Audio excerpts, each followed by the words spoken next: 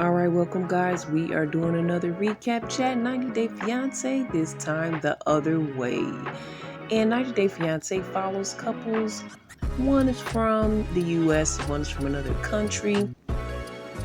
And each of the partners, they have different difficulties within the relationship. We get to see their relationship issues and, things that everyone may go through, but we also get to see things concerning, cultural differences, language barriers. There's a lot that goes on, and they're trying to go through this legal 90-day process where they're engaged so that they can become man and wife. So we get to see this whole process take place, and it's following Real Couples reality show on TLC, 90 Day Fiance. This particular spinoff of that program is The Other Way. Okay, let's get with Shekinah and Sarper. Now, they had argument the other day because he was keeping bottles connected to his exes, and then she took out this 140 something page letter from her ex, which I think was back in high school, which I don't think is relevant, but I don't know if she said that. She just said it was her ex. So they both were angry that each other was holding things from each other's past. But it's the next day. They let us know that they kind of had a good night together, and their arguments didn't stop them from having that good time together or whatnot. He then calls her his trophy, which I don't feel comfortable with being called a trophy as a person, but there's a lot of odd things between them that I'm not comfortable with. If you see some of the other spinoffs that they were involved in, I think they were in another 90-day series as well. It could have been The Other Way, I think so. But yeah, then he kind of shows her his back hair to show, because he keeps trying to show her how loyal he is and how he hasn't been cheating or anything, because he does have a past of over 2,500 women.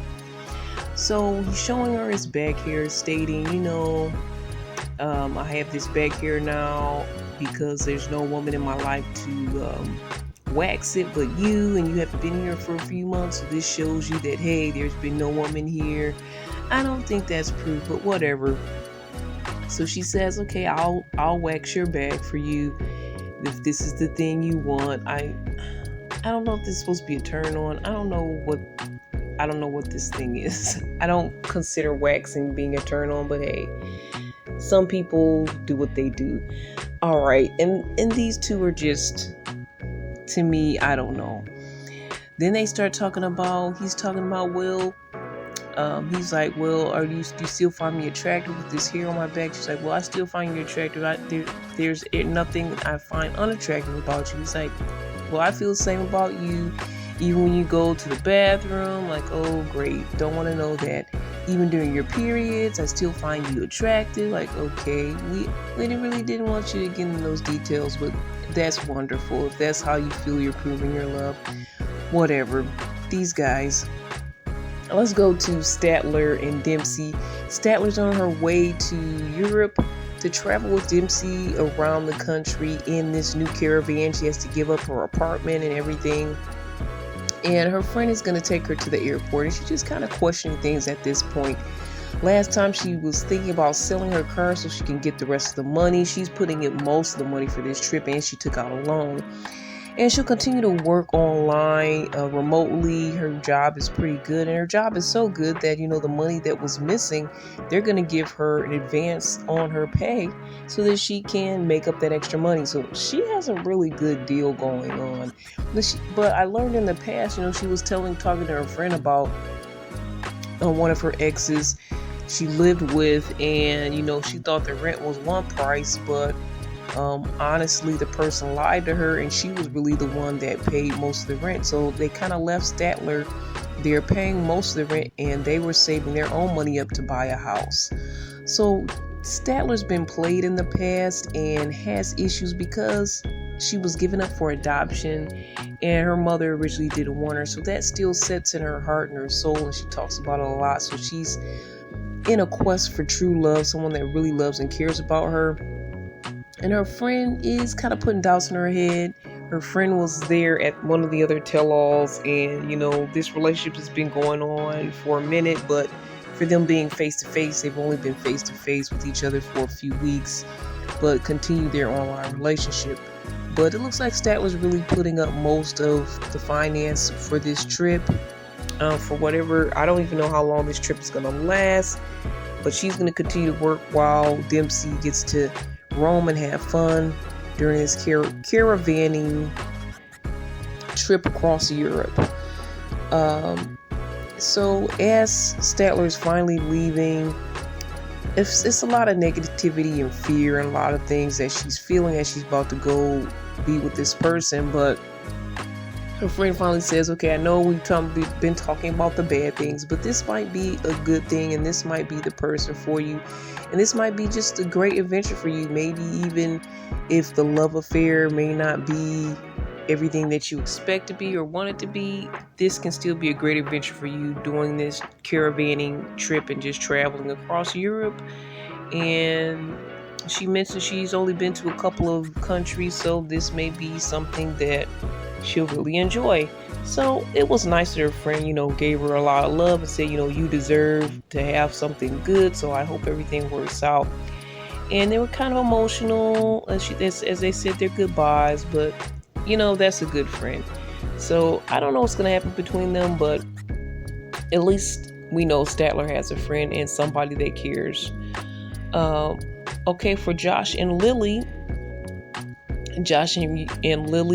finally reunite. He finally makes it to her place. I think he got a ride to take him 3 hours down there. And he gets to see this lavish home that she put together just for him. She keeps saying, everything's just for you, honey. She's going to be taking care of all the finances. He doesn't have the ability to work in China for legal purposes, I assume. But, he worked in the U.S. and he has some money saved up. I think he sold his house, but a lot of things are going to be on her, and she's kind of reminding him every few minutes that, she's out of money, she's used her credit cards up. But, she gave us the impression that she had a really wonderful job, she owned her own business, and that she was able to do all this. But when he's up there with her now, they were loving, they were kissing, it was a happy reunion moment. And she was showing him all the amenities of the house, the elevator, the smart house functions and features. Everything was good, but again, she continues to, just drop the information about not having any money now and just doing all this stuff for him, and now she's broke.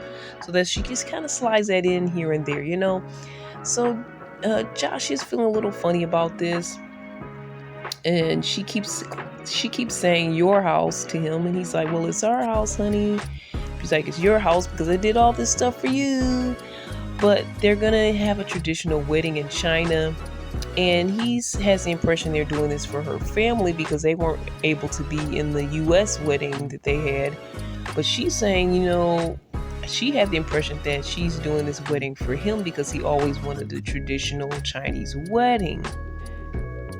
So she continues to, drop that line that, this is going to be more expensive, honey. Let's go shop for our wedding ceremonial outfits.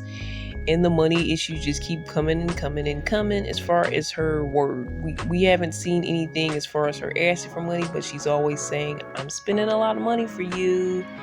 Isn't that awesome? So he's kind of getting nervous. He said it hasn't even been 24 hours yet, and she continues to talk about this money, which is one of his fears, and she's going to keep throwing that into his face.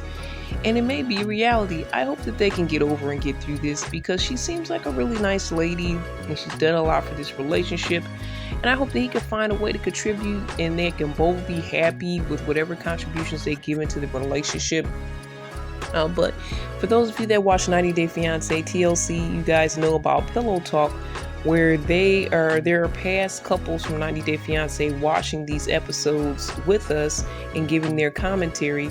So I do have to shout out Jamal. He's the son of one of the ladies that was featured in the show, and then later on he kind of became a part of the show as well, as he hooked up with someone that was also alumni from 90 Day Fiance. But they're watching this episode and they're watching Josh and Lily, and Lily's basically taking care of him, and he's just in complete jealousy and awe, and he wishes to be a kept man just as Josh. He's looking at all the amenities, he's wishing that he could be that guy.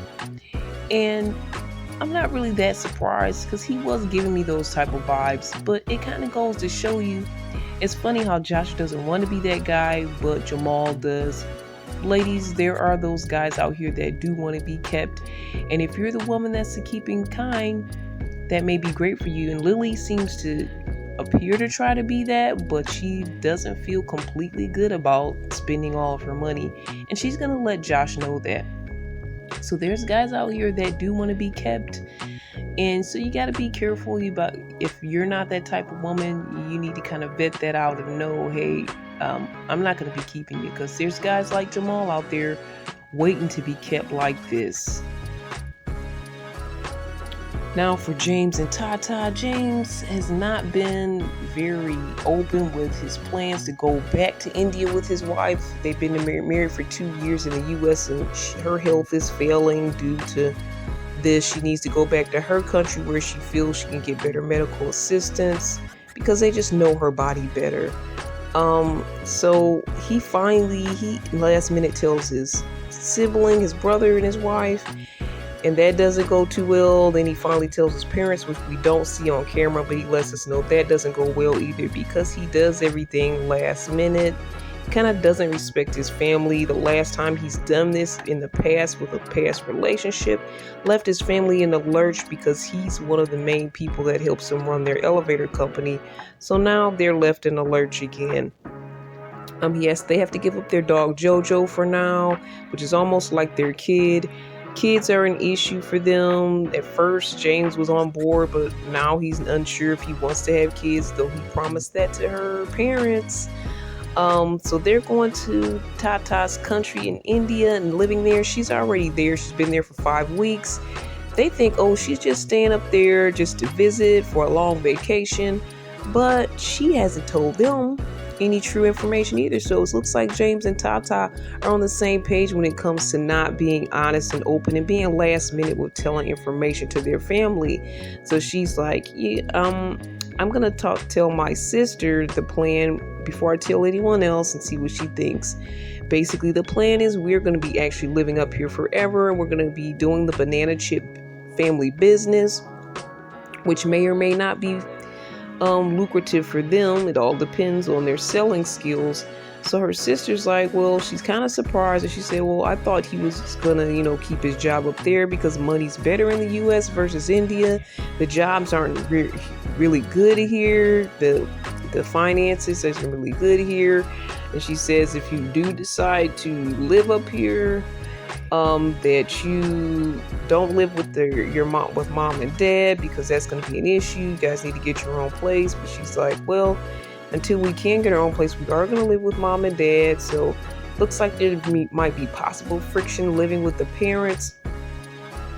She's saying her health is doing better. She had tonsil and thyroid issues according to what the doctors were saying. And some people that were watching along with Pillow Talk on 90 Day, which is another show connected, they were saying she just really was homesick, because she did look super happy when she was back at home. She was on some type of red moped, just driving through the streets saying hello to everyone. She was very happy, a lot better than when she was in the U.S. So I don't know if it's a combination of homesick and her health. Cold weather, I guess, could do that to someone, especially if they've lived their whole life in a warm climate and then they've had to change and alter that. I think it may be possible that it could cause some health issues. But, she said it did, and she said the doctors really helped her as she returned. But it could also just be the weather as well helped her body to, whatever swelling she had, she said it went down. So, it could be the weather being what she's used to now that could also have helped that. But we'll see what's going to happen between James and Tata and the family now that they have to all live together and stay together. So that's our recap chat for 90 Day Fiance The Other Way. We'll see what's going to happen, what's going to go down in the future. If you have any thoughts, comments, questions, email me at cbiztv@yahoo.com. That's cbiztv@yahoo.com. All the best. God bless.